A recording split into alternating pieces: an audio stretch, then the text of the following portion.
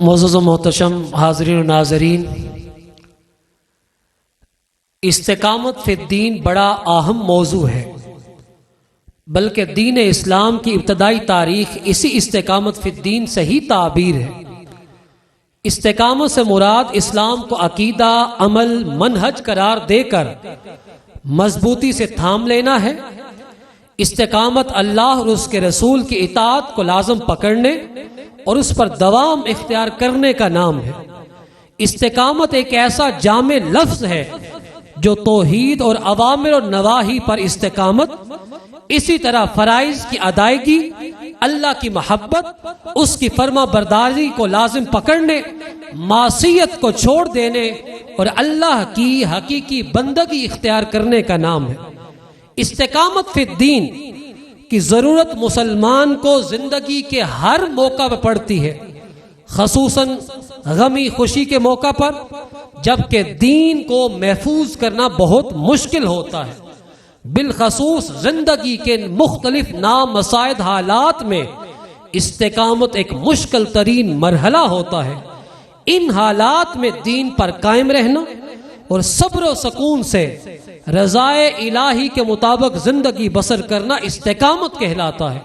اور جو انسان استقامت کے درجے پہ فائز ہو جاتا ہے تو پھر زبان حال سے وہ یہی کہتا ہے، زمانہ معترف ہے ایک ہماری استقامت کا، نہ ہم سے قافلہ چھوٹا نہ ہم نے رہنما بدلا، راہ الفت میں گو ہم پر بڑا مشکل مقام آیا، نہ ہم منزل سے باز آئے نہ ہم نے راستہ بدلا۔ آئیے آج کی پیام محبت نشست کے خصوصی مقرر صاحبزادہ ڈاکٹر سید حامد فاروق صاحب بخاری کو دعوت دیتا ہوں کہ وہ آئیں اور اپنے خیالات کا اظہار کریں۔ استقبال کی نعرہ تکبیر، نعرہ رسالت، نعرہ حیدری۔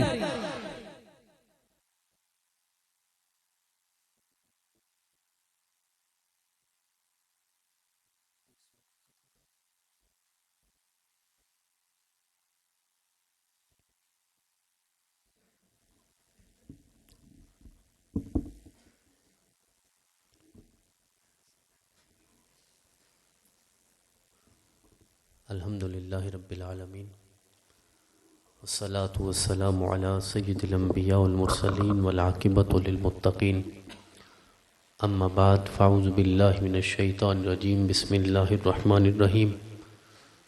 فاستقم کما امرت ومن تاب معک ولا تطغوا انہ بما تعملون بصیر۔ صدق اللہ العظیم۔ ان اللہ ملائکتہ یصلون علی النبی یا ایھا الذین آمنوا صلوا علیہ وسلموا تسلیما۔ اللہم صل علی سیدنا مولانا محمد وعلی آل سیدنا مولانا محمد وبارک وسلم وصلی علیہ۔ حضرات گرامی، آج کا موضوع استقامت فی الدین اور فکری بے راہ روی کے رجحانات کا صد باب۔ یہ موضوع باہم اتنی ہم آہنگی رکھتا ہے کہ جب ہم فکری بے راہ روی کے صد باب کی بات کرتے ہیں تو فکری بے راہ روی اور فکری گمراہی کے رجحانات کا صد باب صرف ایک ہی ہے، اور وہ استقامت فی الدین ہے۔ یعنی آج کے موضوع میں آپ کے سامنے مسئلہ بھی بیان کیا گیا ہے اور اس مسئلے کا جو واحد حل ہے اسے بھی بیان کر دیا گیا ہے۔ آج زمانہ پاکستان میں تو شاید ہم بڑے محفوظ ہیں، لیکن پاکستان سے باہر اگر آپ سفر کرتے ہیں تو ہماری وہاں جو اگلی نسلیں پیدا ہو رہی ہیں ان میں فکری اعتبار سے بے راہ روی کا رجحان بہت بڑھتا جا رہا ہے۔ آپ مغرب میں چلے جائیں، آپ امریکہ میں چلے جائیں، وہاں ہماری آنے والی نسلوں کو جن چیلنجز کا سامنا ہے، وہاں آج یہ مسئلہ نہیں ہے کہ نماز رفع یدین سے پڑھنی ہے یا نہیں پڑھنی، وہاں آج یہ مسئلہ نہیں ہے کہ داڑھی کی سنت حد کہاں تک مقرر کر دی گئی ہے اور کیا ہے، وہاں یہ مسئلہ نہیں ہے کہ ایک گروہ اہل بیت کی بات کرے اور دوسرا گروہ صحابہ کرام کی بات کرے۔ میں اپنے ذاتی مشاہدے کے ساتھ آپ کو یہ بات عرض کر رہا ہوں کہ وہاں ہمارے لوگ، ہمارے دوست، ہمارے بھائی اس لیے پریشان ہیں کہ ان کی آنے والی نسلیں الحاد کا شکار ہوتی جا رہی ہیں۔ یہ بعد کے مسئلے ہیں کہ نماز اور فقہ کے جزوی مسائل کیا ہیں، فروعی مسائل کیا ہیں، ہاتھ کہاں باندھنے ہیں کہاں نہیں باندھنے، اب یہ مسئلے ہمارے لذت کے لیے رہ گئے ہیں۔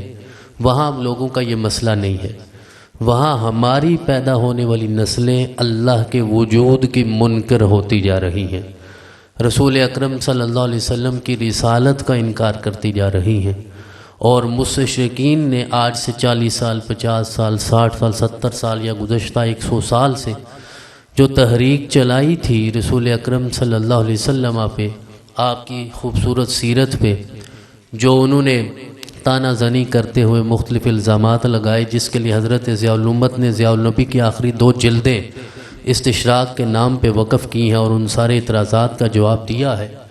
آج وہ اس حد سے اور اتنی رفتار سے یہ مسائل آگے بڑھتے جا رہے ہیں کہ ہمیں متحد ہو کر، امت واحدہ بن کر، امت مسلمہ بن کر پہلے اس کی وحدانیت کا دفاع کرنا ہے، پھر محمد رسول اللہ کی رسالت کا دفاع کرنا ہے۔ باقی مسئلے بعد کے ہیں۔ اپنی ڈیڑھ اینٹ کی مسجد بنا کر اور دین کی تبلیغ کرنے سے بہتر یہ ہے کہ ہم متحد ہو کر، ایک امت بن کر اپنی آنے والی نسلوں کو الحاد سے محفوظ کر سکیں۔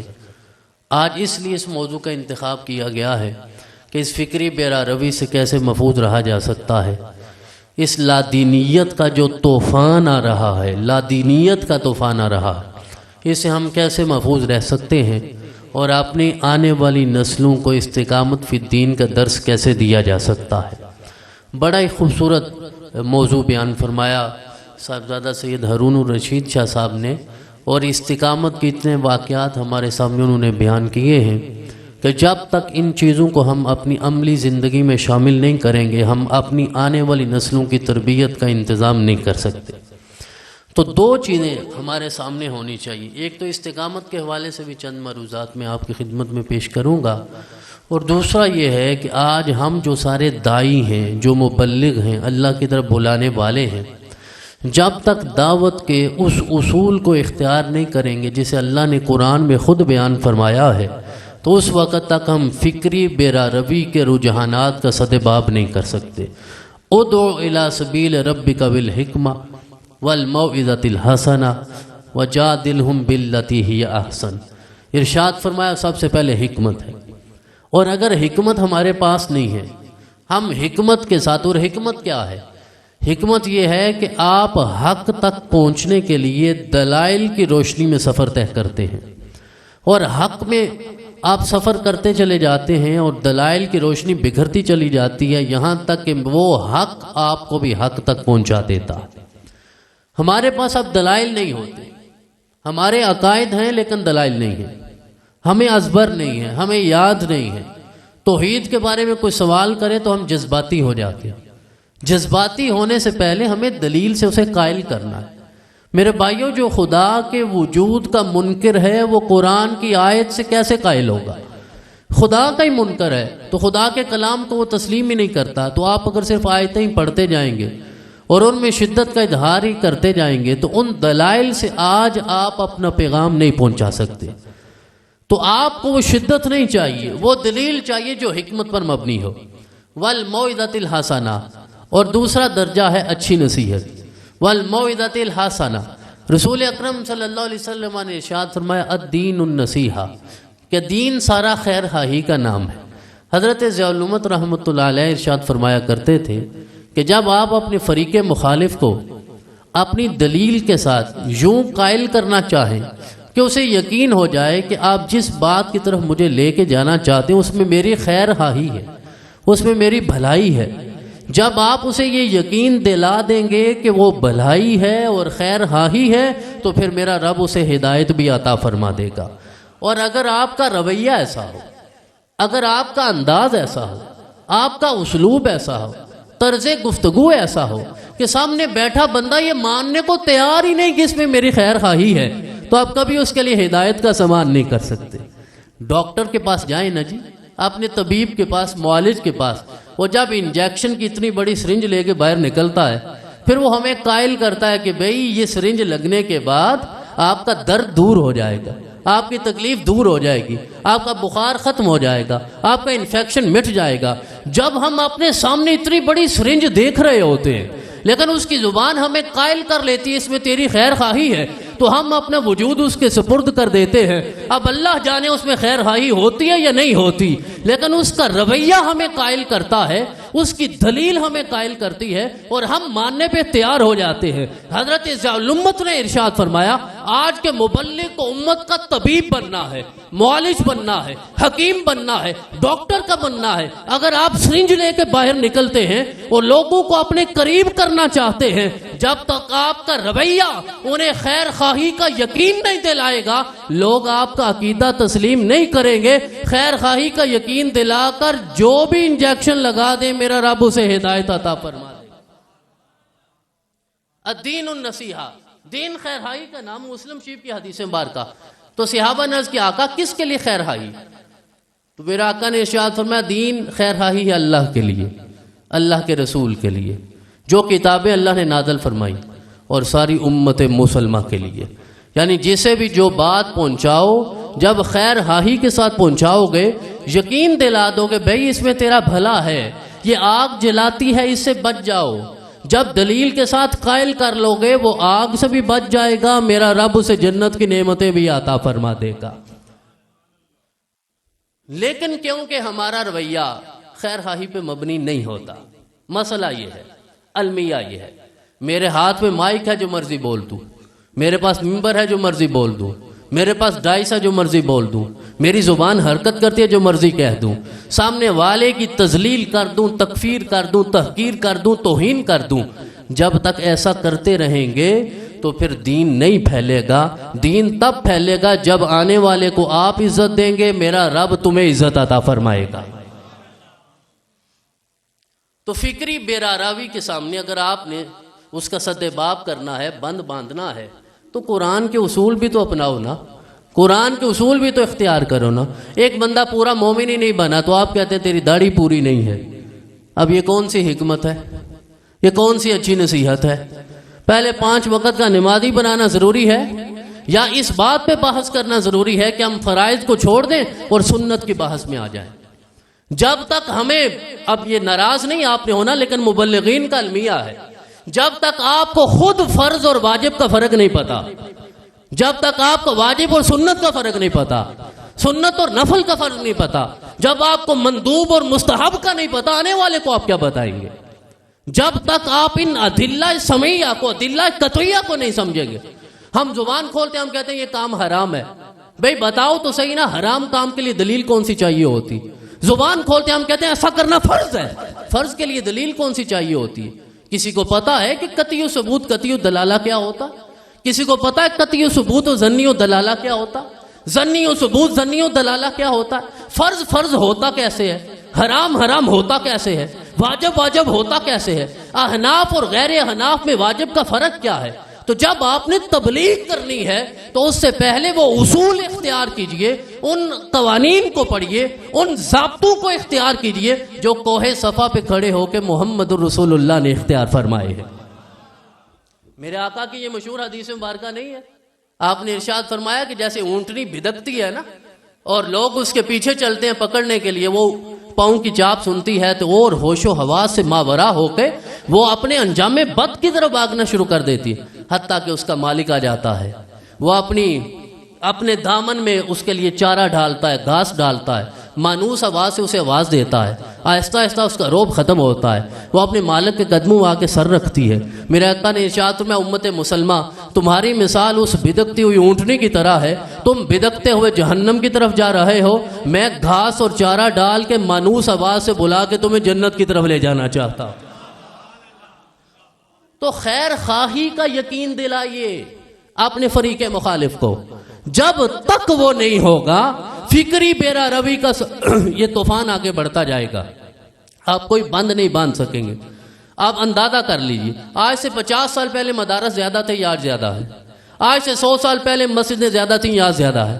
کیا آج باربیکیو کی دکانیں زیادہ ہیں یا مسجدیں زیادہ ہیں یا مدرسے زیادہ ہیں یا خانقاہیں زیادہ ہیں یا پیر زیادہ ہیں یا مبلغ زیادہ ہیں یا پی ایچ ڈی کرنے والے زیادہ ہیں؟ تعداد بڑھتی جا رہی ہے، اثر کم ہوتا جا رہا ہے. کیوں؟ ہم یہ سمجھتے ہیں کہ ہم 100% حق ہیں، دوسرا 100% باطل ہے. حضرت سیدنا امام شافعی نے ہمیں یہ نسخہ دیا تھا، کسی کی فکری بیرا روی سے موڑ کر اسے راہ ہدایت پہ گامزن کرنا چاہتے ہو، اسے اتنا تو یقین دلاؤ یار میں 99% سچا صحیح، 1% تو بھی سچا ہو سکتا ہے. جب تک آپ دوسروں کو عزت نہیں دیں گے تو یہ نہیں ہوگا. وجادل، اور آپ گئے نا جب کوفہ تشریف لے گئے، حضرت امام اعظم کے مزار پہ تھے حضرت امام شافعی اور احناف پیچھے تھے. انہوں نے کہا حضرت آج آپ فجر کی نماز پڑھائیں، جیسے آپ نماز پڑھائیں گے ہم بھی اسی طرح پڑھیں گے. اور آپ کو پتا ہے کہ شواف فجر کی نماز میں دعائے قنوت پڑھتے ہیں. حضرت کھڑے ہو گئے، لیکن آج اپنی تحقیق بھی چھوڑ دی، اپنی ترجیح بھی چھوڑ دی اور امام آدم کی فقہ کے مطابق نماز پڑھائی. سلام پھیرا، مقتدیوں نے کہا حضرت آج ہم تو آپ کی نماز پڑھنا چاہتے تھے. کہنے لگے میری نماز چھوڑو، صاحب مزار کی حیا میں نے اپنی تحقیق کو چھوڑ دیا ہے. تو جب تک حیا نہیں ہوگا محققین میں، اس وقت تک آپ دوسروں کو خیر خواہی کا جذبہ اور اس کا یقین نہیں دلا سکتے. وَجَادِلْهُمْ بِالَّتِي هِيَ أَحْسَنُ. اور تیسرا طریقہ کیا ارشاد فرمایا؟ بھئی اگر مسئلہ سیدھی انگلی سے حل ہو جائے تو ٹیڑھی انگلی سے تو نکالنے کی کوئی ضرورت نہیں ہے. اگر حکمت سے مسئلہ حل ہو گیا تو موعظہ حسنہ کی ضرورت نہیں حل ہوا تو اچھی نصیحت سے ہو گیا تو مجادلے کی ضرورت نہیں ہوا تو پھر مجادلہ ہے. اور کہا وَجَادِلْهُمْ بِالَّتِي هِيَ أَحْسَنُ. صرف مجادلہ نہیں کرنا، صرف بحث نہیں کرنی، صرف تکرار نہیں کرنی، مجادلہ بھی احسن دلائل کے ساتھ ہونا چاہیے. جیسے اللہ نے قرآن پاک میں مشرکین کے ساتھ مجادلہ کیا، منافقین کے ساتھ مجادلہ کیا، ابو جہل کے ساتھ مجادلہ کیا. اگر وہ رب ہو کر ابو جہل سے مجادلہ کر سکتا ہے تو فریق مخالف سے مجادلہ کیوں نہیں کر سکتا؟ ہم کیا چاہتے ہیں؟ مار دو، ختم کر دو، فنا کر دو، واجب القتل ہو گیا، گردن اڑا دو، سر تن سے جدا کر دو. کیا یہی اسلوب ہے میرے رسول کا؟ میرے آقا کریم علیہ تحیت و ثنا نے یہی درس عطا فرمایا. اور میرا رب جو احکم الحاکمین ہے، احسن الخالقین ہے، ان اللہ علی کل شیء قدیر ہے، وہ پلک جھپکنے میں جو چاہے کر سکتا ہے. لیکن اس نے بھی ابو جہل کو مارنے کے لیے بدر کا نظام رکھا ہے. بدر میں لے جا کے ابو جہل کو مروایا ہے، معاذ اور موفز سے مروایا ہے. تو جب میرے رب نے ابو جہل کو چشمے زدن میں نہیں مارا، بدر کے نظام کے ذریعے مارا، تو ہمیں یہ سمجھایا میں رب ہو کے اتنا حوصلہ رکھتا ہوں تو بندہ ہو کے حوصلہ کیوں نہیں کر سکتا؟ تو مجادلہ جب تک احسن نہیں ہوگا. اب ہم یہاں بیٹھ کے ایک دوسرے کے ساتھ لڑ سکتے ہیں، جھگڑ سکتے ہیں، شدت کا مظاہرہ کر سکتے ہیں. آپ جب وطن عزیز سے باہر جائیں گے، اپنی نئی نسل سامنے کھڑے ہو کے جب سوال کرے گی تو اسے کیسے سمجھاؤ گے؟ اب انہیں کیسے قائل کرو گے؟ انگریزی ہم بولنا نہیں چاہتے، عربی ہم سیکھنا نہیں چاہتے، وہ زبانیں ہمیں آتی نہیں. تو جب اردو میں ہم بات کریں گے تو وہ سامنے بیٹھ کے تو پب جی کھیلیں گے نا. آپ وہاں جا کے جب بات کرتے ہیں کسی ملک میں جا کے، تو آپ کی جو جنریشن ہے وہ تو آپ کی بات سنیں گی، آپ کی نئی آنے والی نسل کو تو نہیں پتا آپ کیا بات کر رہے ہیں. اور آپ کہیں گے فرنگیوں کی تعلیم ہے، اسے پڑھنا نہیں ہے، یہ حرام ہو گیا. نہیں، یہ حرام نہیں ہوا. میں یہ پہلے بھی عرض کر چکا ہوں. آج کے ابو جہل جس ٹول کو یوز کرتے ہیں، آج کے محمدیوں کو بھی وہی ٹول یوز کرنا چاہیے، اسی اسلوب کو یوز کرنا چاہیے. لہذا حکمت اختیار کیجئے، فکری بیراروی ختم ہو جائے گی. موعظہ حسنہ اختیار کیجئے، فکری بیراروی ختم ہو جائے گی. پھر مجادلہ احسن کی بات ہے. اور آخر میں پتہ میرے رب نے کیا ارشاد فرمایا؟ ان ربک هو اعلم بمن ضل عن سبیلہ وهو اعلم بالمہتدین. تم یہ 3 کام کرو حکمت کے ساتھ، موعظہ حسنہ کے ساتھ، مجادلہ احسن کے ساتھ. اس کے بعد بھی کوئی کلمہ نہیں پڑھتا تو پریشان نہیں ہوا، رب جانتا ہے اس نے ہدایت کسے عطا فرمانی ہے. یہ تو میرے رب کی مرضی ہے نا، وہ جانتا. ان ربک هو اعلم بمن ضل عن سبیلہ. اور دوسری بات، آج ہمیں اپنی آنے والی نسل کو الحاد سے روکنے کے لیے عقلی دلائل کے ذریعے بھی باتیں سمجھانی ہوگی. عقل کی بھی ضرورت ہے۔ علماء کرام، مبلغین، محققین، عقل بڑی لازم ہے۔ ہمارا رویہ گزشتہ ایک عرصے سے ایسا رہا ہے، جہاں بھی عقل کا واسطہ پڑتے ہیں ہم کہتے ہیں یہ کام ہی حرام ہے۔ جہاں بھی تھوڑی سی عقل کی ضرورت ہوتی ہے نا، جہاں عقل کی ضرورت ہے، ذہانت کی ضرورت ہے، ذہن لڑتا ہے، تو ہم کہتے ہیں یہ گیم بھی حرام ہے، یہ کام کرنا بھی حرام ہے، اس راستے سے گزرنا بھی حرام ہے۔ لیکن آج عقل کی ضرورت ہے۔ حضرات گرامی، عقلی دلائل کے ساتھ تبلیغ کرو گے تو میرا رب ضرور انہیں ہدایت عطا فرمائے گا۔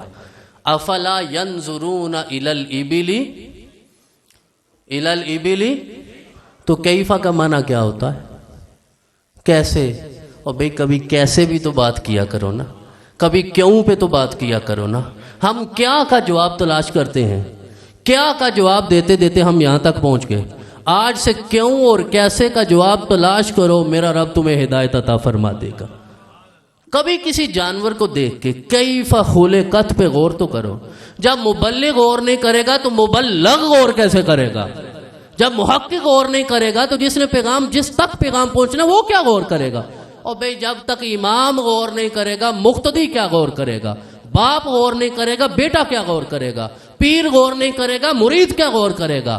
اور جس کی لوگ اتباع کرتے ہیں، جو متبوع ہے، جب تک وہ غور نہیں کرے گا تو تابع کیسے غور کرے گا؟ افلا ینظرون الی الابل کیف خلقت والی السماء کیف رفعت۔ تو کیف رفعت، یہ چھوٹا سا آپ نے یہ سائبان لگایا ہے نا، تو اسے بلند کرنے کے لیے آپ کو کتنے سہارے تلاش کرنے پڑے۔ چھوٹا سا سائبان لگایا تو میرے رب نے وہ آسمان بلند کر دیا اور ارشاد فرمایا کبھی غور تو کرو نا۔ جو کسی ستون کا محتاج نہیں، وہ ہدایت دینے کے لیے بھی کسی سبب کا محتاج نہیں، لیکن اللہ نے تمہیں ہادی بنایا ہے تو یہ اس کی نعمت اور اس کا انتخاب ہے۔ اگر وہ بغیر ستون کے چھت کھڑا کر سکتا ہے، بغیر سبب کے ہدایت بھی عطا کر سکتا ہے، لیکن اللہ نے تجھے ہادی بنایا ہے تو یہ اللہ کا انتخاب ہے، اللہ کی رحمت ہے۔ تو اللہ کے انتخاب کو حکمت کے ساتھ ادا کرتے جاؤ، میرا رب تیرے ذریعے زمانے کو ہدایت عطا فرماتا جائے گا۔ الی الابل کیف خلقت والی السماء کیف رفعت والی الجبال کیف نصبت وَإِلَى الْأَرْضِ كَيْفَ سُطِحَتْ فَذَكِّرْ انما انت مذکر۔ جب کیفا پہ کیفا خلقت، کیفا رفعت، کیفا نصبت، کیفا سطحت، اس پہ غور کر لیا، اب تم مبلغ بننے کے قابل ہو گئے ہو۔ اب تم نصیحت کرو، رب تیری نصیحت میں برکتیں پیدا فرمائے گا۔ اور ایک زاویے سے ذرا یہ بات بھی سمجھیے، حضرت امام ابن کثیر نے ان آیات کی تفسیر میں لکھا ہے کہ مبلغ کا کام کیا ہے۔ ان 4 آیتوں کے بعد میرے رب نے کہا فذکر، اب نصیحت کرو، انما انت مذکر، اب تم نصیحت کرنے کے قابل ہو گئے ہو۔ 4 چیزیں ارشاد فرمائی۔ افلا ینظرون الی الابل کیف خلقت، ارشاد فرمایا کبھی اونٹ کی طرف دیکھا ہے اللہ نے کیسے پیدا کیا؟ یا اونٹ کیوں بیان فرمایا؟ اونٹ صرف اس لیے بیان فرمایا ہے کہ اللہ کریم نے اپنی اس ساری غیر انسانی مخلوقات میں اونٹ کو جتنا صبر عطا فرمایا ہے کسی اور کو عطا نہیں فرمایا۔ اور آخر میں کیونکہ مذکر اور مبلغ تک پہنچانا تھا، دائی تک پہنچانا تھا، کہ اگر اللہ نے اونٹ کو اتنا صبر عطا فرمایا ہے تو حضرت علامہ صاحب کیوں نہیں صبر فرماتے؟ اگر اللہ نے اونٹ کو صابر پیدا فرمایا، کیف خلقت، ذرا غور تو کرو نا، اللہ نے کتنا اسے صابر پیدا فرمایا، اور آپ 2 دن تبلیغ کرتے ہیں اور آپ بے چین ہو جاتے ہیں، بے قرار ہو جاتے ہیں، پریشان ہو جاتے ہیں۔ کہ مبلغ سچا تب بنے گا جب رب اسے صبر کی توفیق بھی عطا فرمائے گا۔ وَإِلَى السَّمَاءِ كَيْفَ رُفِعَتْ، اور دوسری آیت میں ارشاد فرمایا آسمان کی طرف دیکھو میں نے کیسے بلند کر دیا ہے۔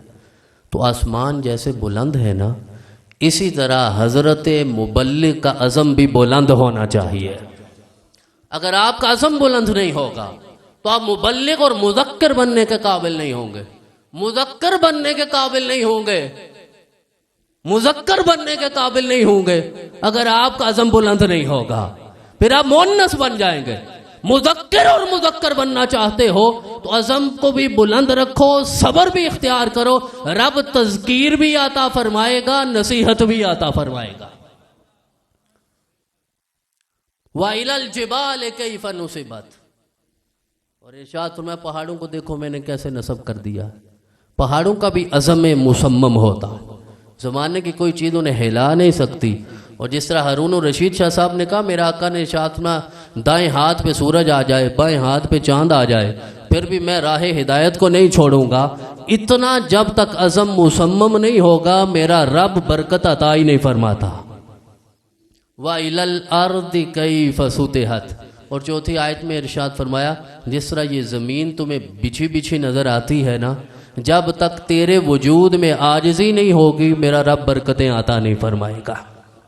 تو سوچ بلند ہونی چاہیے، صبر ہونا چاہیے، عزم مصمم ہونا چاہیے، اور انسان کے وجود میں عاجزی ہونی چاہیے. یہ چار عناصر جب ملتے ہیں پھر میرا رب تمہیں مبلغ بناتا ہے، اور جب ایسے مبلغ ہوتے ہیں پھر وہ استقامت فی الدین کا درس بھی دیتے ہیں اور فکری بیرا روی سے اپنی آنے والی نسل کو محفوظ بھی کر لیتے ہیں. اور استقامت کے حوالے سے جس طرح یہ بات آپ نے کیونکہ پہلے تفصیل کے ساتھ سن لی ہے کہ قربانیاں کئی طرح کی ہوتی ہیں. مالی قربانی بھی ہوتی ہے، کبھی جانی قربانی ہوتی ہے، کبھی جسمانی قربانی ہوتی ہے. جانی قربانی اور جسمانی قربانی میں بھی فرق ہے. کبھی صرف جسم کا کوئی حصہ اللہ کی بارگاہ میں پیش کرنا ہوتا ہے اور کبھی ساری جان پیش کرنی ہوتی ہے. اور استقامت فی الدین کا آخری درجہ یہ ہوتا ہے کبھی انسان کو روحانی قربانی بھی اللہ کی بارگاہ میں پیش کرنی پڑتی ہے. اذیتوں کو برداشت کرنا ہو، خواہشات کو بھی قربان کرنا ہوتا. جب تک یہ ساری چیزیں نہیں ملتی اس وقت تک استقامت نصیب نہیں ہوتی. یہ جملہ تو آپ نے اکثر سنا ہوگا کہ اہل معرفت کے ہاں، اولیاء اللہ کے ہاں یہ معروف ہے کہ الاستقامت فوق الکرامت، کہ کرامت اتنی بڑی چیز نہیں ہے جتنی استقامت ہے.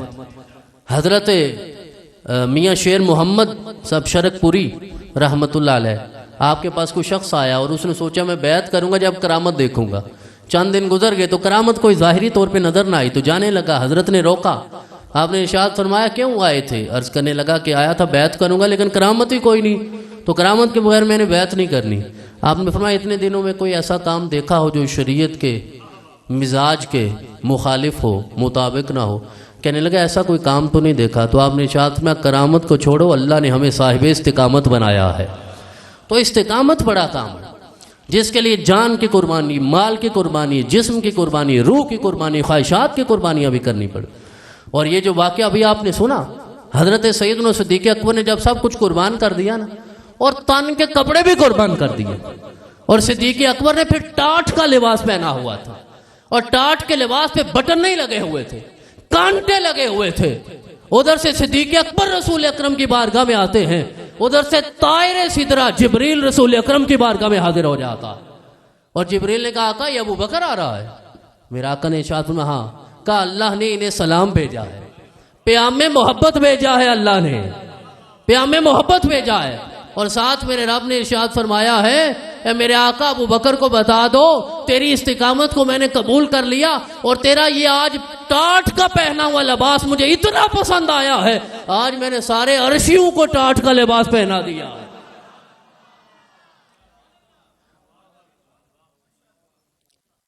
تو یہ آسان تو نہیں تھا یہ کرنا. حضرت سیدنا عثمان غنی، یہ غزوہ تبوک جیش الاسرا کا معاملہ نا، آقا نے خطبہ دیا، کہا اللہ کی بارگاہ میں پیش کرو. عثمان کھڑے ہو گئے، کہنے لگے 100 اونٹ بما ساز و سامان. میرا آقا نے قبول کیا. دوسری طرف توجہ فرمائی، فرمایا اور ترغیب دیتا ہوں. پھر عثمان کھڑے ہوئے، کہے ایک اور 100 اونٹ بما ساز و سامان. پھر میرے آقا نے کہا آقا 300 اونٹ بما ساز و سامان آپ کی بارگاہ میں پیش کرتا ہوں. میرا آقا نے مسکرا کے کہا عثمان تو 300 اونٹ میری بارگاہ میں پیش کرتا ہے، میں اللہ کی جنت میں محل تمہیں عطا فرماتا ہوں. اور استقامت کا اجر بھی بہت بڑا ہے. بس ہے بڑا اوکھا کرنا، لیکن کر جاؤ تو اجر بہت بڑا. حضرت ابو سلمہ، حضرت ام سلمہ رسول اکرم کی بعد میں زوجہ بنی، اللہ نے کتنا مقام عطا فرمایا. ابھی اس وقت ہجرت کا موقع تھا نا، ابو سلمہ جا رہے تھے تو مکے والوں نے روکا، کہا کہ یہ زوجہ بھی یہاں سے لی تھی، واپس کرو، بیٹا بھی واپس کرو، تنہا جاؤ. چھوڑ دیا. پھر حضرت ام سلمہ کے پاس بیٹا تھا سلمہ، ابو سلمہ کے خاندان نے کہا یہ ہمارا بیٹا، تم واپس کرو. خاوند بھی چلا گیا، بیٹا بھی چلا گیا، مال بھی چلا گیا. پورا سال حضرت ام سلمہ اس ٹیلے پہ جا کے آنسو بہایا کرتی تھی جہاں جدائی ہوئی تھی حضرت ابو سلمہ کے ساتھ. بس میرے رب کو کوئی پتہ نہیں کون سا آنسو پسند آ گیا ام سلمہ کا. وہ کل تک نیری ام سلمہ تھی، آج سارے مومنین کی ماں بن گئی ہے. کل تک صرف ام سلمہ تھی، آج ام المومنین ہو گئی. میرے آقا نے اسے اپنی بارگاہ میں قبول فرما لیا. تو یہ جو روح کی قربانی دینا ہوتا ہے نا، یہ آسان کام نہیں. جنگ قادسیہ میں حضرت خنسا کے 4 بیٹے قربان ہو گئے، حضرت خنسا کے. اور کہتے ہیں قبول اسلام سے پہلے بس ان کا بھائی مرا تھا کسی جنگ میں. ہر وقت روتی رہتی، بلکتی رہتی، مرثیے کہتی رہتی. لوگ سمجھاتے اثر کوئی نہ ہوتا. کلمہ پڑھا تو جنگ قادسیہ میں 1 نہیں 2 نہیں 3 نہیں 4 بیٹے چلے گئے. آپ کو تعزیت کرنے گیا تو کہنے لگے تعزیت کیوں کرتے ہو، مبارک دو، اللہ نے مجھے 4 شہداء کی ماں بنایا ہے. کوئی 1 شہید کی ماں ہے، کوئی 2 شہیدوں کی ماں، میں 4 شہیدوں کی ماں ہوں. تو پھر قربان جاؤ نا فاطمہ تو زہرا پہ، جو 4 شہداء کی ماں. نہیں، قیامت تک جو شہید ہوگا حسین کے صدقے میرا رب اسے فاطمہ کی امیت ہی عطا فرماتا رہے گا. تو حضرات گرامی، یہ ساری قربانیاں دینے کے بعد پھر یہ گلستان آباد ہوتے ہیں، پھر یہ گلشن آباد ہوتے ہیں. حضرت جابر کہتے ہیں کہ جنگ بدر کا موقع تھا. رسول اکرم نے ارشاد فرمایا کہ بس 1 قدم دور رہ گیا ہے میرے صحابہ، تم جنت میں پہنچنے والے ہو. تو ایک صحابی کھجوریں کھا رہے تھے نا، ہاتھ میں کھجوریں تھیں. تو عرض کرنے لگے آقا کیا آپ نے ارشاد فرمایا ہم سے کتنی جنت دور رہ گئی؟ میرے آقا نے ارشاد فرمایا میرے غلام اتنی دور رہ گئی جتنا وقت صرف کھجور کھانے میں لگتا ہے. تو کھجوریں پھینک کر کہنے لگے آقا کھجوریں اب جنت میں جا کر کھاؤں گا. تو بہرحال یہ سفر ایسا ہے جو اس پہ چل پڑتا ہے پھر اسے کوئی ہوش نہیں رہتا. حضرت سعد بن خیثمہ، خثیمہ نہیں خیثمہ، رسول اکرم نے جنگ بدر کا اعلان کیا تو ان کے والد حضرت خیثمہ اور حضرت سعد بن خیثمہ دونوں اکٹھے بیٹھے. خیثمہ نے کہا میں جاؤں گا تم گھر رہو. وہ کہنے لگا ابا حضور نا یہ معاملہ کوئی نہیں، آپ گھر رہیں گے میں جاؤں گا. پھر فیصلہ کوئی نہیں ہو رہا تھا، قرعہ ڈالا گیا، پرچیاں ڈالی گئی تو پرچی حضرت سعد کے نام نکلی. وہ جب جنگ بدر میں جاتے ہیں میرے رب نے پھر انہیں شہادت کی نعمت عطا فرمائی. جنگ احد میں سعد بن ابی وقاص، عبداللہ بن جہش دونوں نے دعائیں کی تھیں. سعد بن ابی وقاص نے کہا مقابلہ کروں، جنگ لڑوں، ماروں، تیری بارگاہ میں غازی کا مرتبہ پاؤں. تو حضرت عبداللہ بن جہش نے کہا میں ماروں پھر مارا جاؤں، پھر ناک کٹے پھر کان کٹے پھر میرا مسلح بنایا جائے. سعد کہتے میں دعا کرتا رہا، وہ دعا کرتے رہے، میں آمین کہتا رہا. جب شام کو دیکھا تو کان بھی کٹے ہوئے تھے، ناک بھی کٹی ہوئی تھی. میرے آقا اوپر کھڑے ہو کے آنسو بہانے لگے. میں نے عرض کیا آقا کل انہوں نے دعا کی تھی کہ میرے اس طرح ناک کان کٹ جائیں اور جب اللہ کی بارگاہ میں جاؤں میرا رب سوال کرے کہ یہ کس نے کاٹے تھے تو میں کہوں مولا تیری رضا میں کٹوا کے آیا ہوں. اچھا یہ حوصلہ کہاں سے آئے گا کہ دعا بندہ خود کرے کہ مولا میری ناک کٹ جائے، میرے کان کٹ جائے، میری زبان کٹ جائے. یہ وہ استقامت کا جذبہ ہے جو اللہ کریم نے محمد رسول اللہ کے غلاموں کو عطا فرمایا ہے، جو آج بھی اختیار کرے گا. جب تک وجود میں استقامت نہیں ہوگی آپ فکری بیرا روی سے دوسروں کو روک نہیں پائیں گے. بس اپنے وجود کو استقامت والا بنا لو، تیرے وجود کے صدقے میرا رب ساری امت کو امت مستقیم بنا دے گا.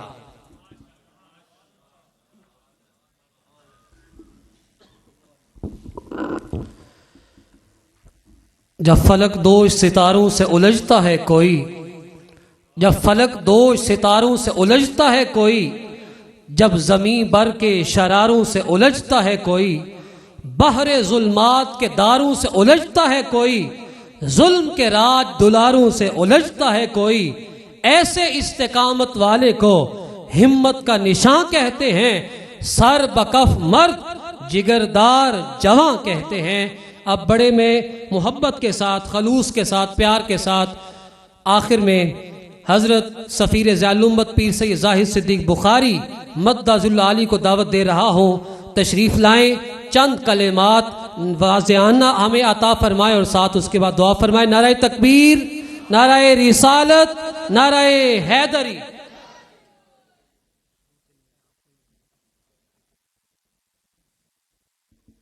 بسم اللہ الرحمن الرحیم. صراط الذین انعمت علیہم. میں اپنے بچوں کی گفتگو سن رہا تھا اور بڑی خوشی محسوس ہو رہی تھی.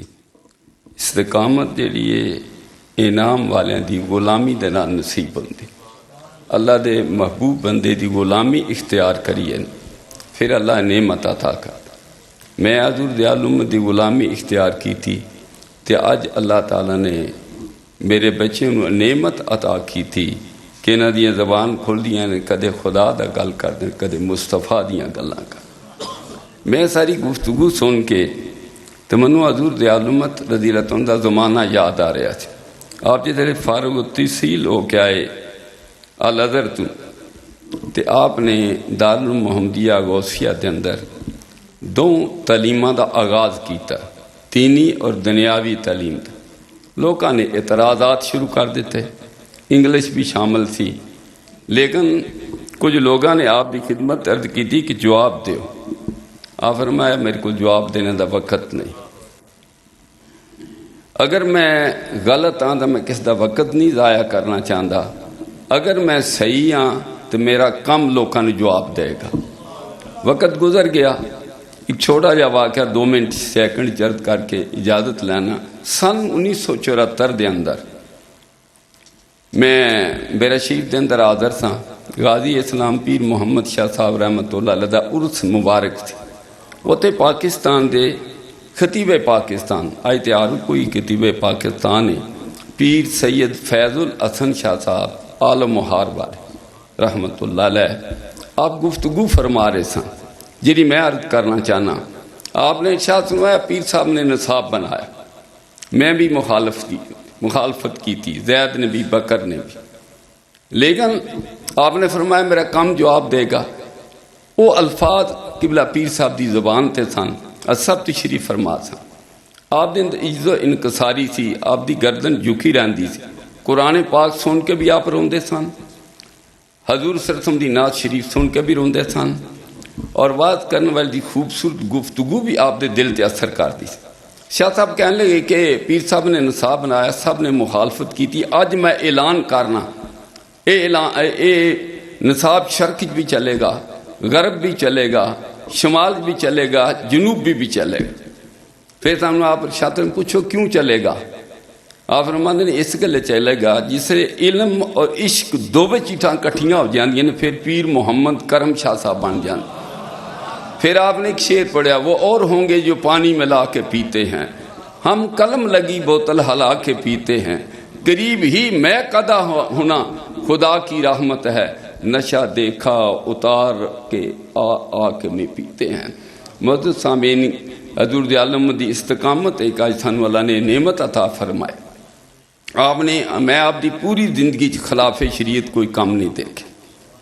اور بہت بڑا عالم ہونے دے باوجود بھی بڑے بڑے لوگ لکھ دینے کہ آپ بہت بڑے انسان تھا لیکن آپ نے آپ بہت چھوٹا انسان سمجھتے تھا میں ساری میری یہ دعا و التجا ہے کہ اللہ تعالیٰ میرے بیٹے نو حضور دی عالم دے نقش قدم چلنے توفیق عطا فرمائے دعا کریے دعا کرو سب تو پہلے اللہم صلی علی سیدنا مولانا محمد وعلی آل سیدنا مولانا محمد وبارک وسلم یہ فیض حضور دی عالم تھا اللہ ان دی قبر تے کروڑا رحمتاں دا نزول فرمائے ساڑھے مرکز نو اللہ تا قیامت تا حشر آباد شاد فرمائے قبلہ صاحب نو سیت کاملہ آپ دا سایہ تا دیر ساڑھے سران تے قائم رکھے اور اللہ پاک دن بے دن اس ادارے نو ترقی عطا فرمائے اللہ میرے توڑے گناہ معاف کرے مل بیٹھنا قبول کرے اور میرے بچیاں نو اللہ قبول فرمائے میری آمن والی نسل بھی اللہ نعمت عطا فرمائے اور انہاں نو استقامت دی نعمت عطا کر ربنا